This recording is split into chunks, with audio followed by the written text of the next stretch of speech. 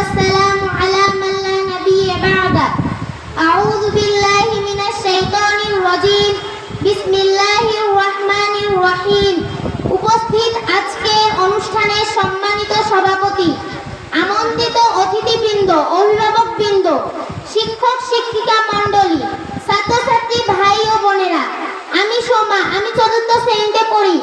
আমি আপনাদের সামনে একটি হাদিস উপস্থাপন করব।